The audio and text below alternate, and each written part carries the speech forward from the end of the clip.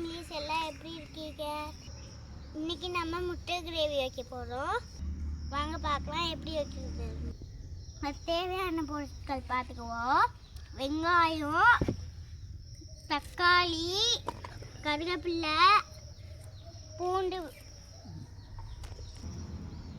பட்டை இலை, சோம்பு, சீரகம், உளுந்தம்பருப்பு. தாளிக்கிற ஜாமான் எல்லாம் போட்டாச்சு. அடுத்து பச்சை மிளகாய் போட்டுக்கிட்டோம். அடுத்து பூண்டு போட்டுக்கிட்டோம். நல்லா இது கிண்டணும், நல்லா வதங்கணும். அடுத்து கருவேப்பிலை ஆட் பண்ணி போடுறோம். அடுத்து சின்ன வெங்காயம் சேர்த்துக்கிறோம். அப்போதான் டேஸ்ட்டாக இருக்கும் முட்டை குழம்பு.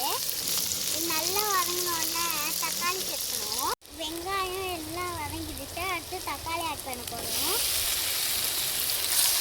அப்படி மல்லி பொடி போட்டுட்டோம்.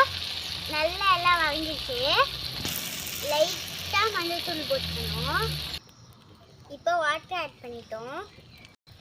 நல்லா கொதிச்சு விட்டோம். தண்ணி நல்லா ட்ரை ஆயிடுச்சு. இப்போ முட்டை ஆட் பண்ணிக்கலாம்.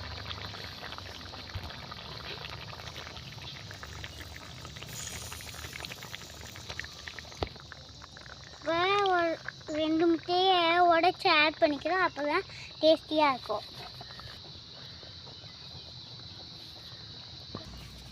நல்லா கொதிக்கட்டும், அது வரையும் வெயிட் பண்ணுவோம்.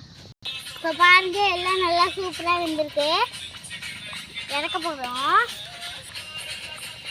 இப்போ மல்லித்தழை ஆட் பண்ணிக்கிறோம்.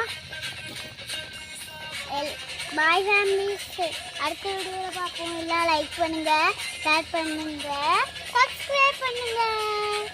பாய்.